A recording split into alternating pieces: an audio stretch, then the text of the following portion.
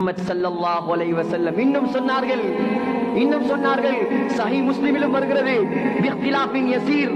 சகோதரர்களே, அல்லாஹ் தஆலா கியாமத்துடைய நாளையில் இரத்த உறவுக்கு உருவம் கொடுப்பானா? உருவம் கியாமத்துடைய நாளையில மீசான் தராசு இருக்கிறா இல்லையா?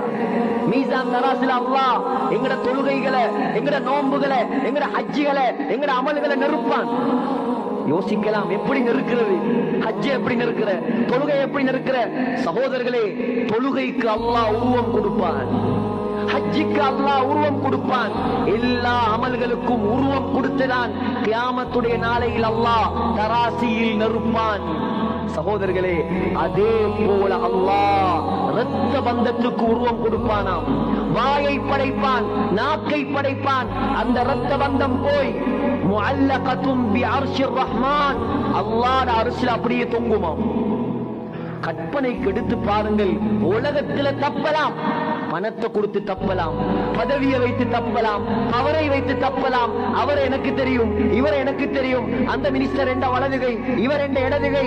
அங்க வலதுகையும் இல்லை, இடதுகையும் இல்லை. யாராலும் தப்ப முடியாது. எல்லாரும் ஒரே மைதானத்தில் தலையை குனிந்து கொண்டு நடுங்கிக் கொண்டு நிற்க வேண்டிய நாள். இரத்த பந்தத்துக்கு உறவு கொடுக்கப்பட்டு, தோற்றம் கொடுக்கப்பட்டு, அது அல்லாஹ்வுடைய அரிசியில் போய் தொங்கிக் கொண்டு அப்படியே நோட் பண்ணுமா.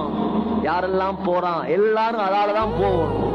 சொல்லுமா, யா அல்லாஹ், இன்னா போறானே, இவன் உலகத்தில் என்னை சேர்ந்து வாழ்ந்தவன், அவனை சொர்க்கத்துக்கு அனுப்பு. யா அல்லாஹ், இதோ போறானே, இவன் உலகத்தில் என்னை துண்டித்தவன், இவனை நரகத்துக்கு அனுப்பு. அல்லாஹ் அது சொல்வதை செய்வானாம். இதைவிட எச்சரிக்கை வேண்டுமா சகோதரர்களே?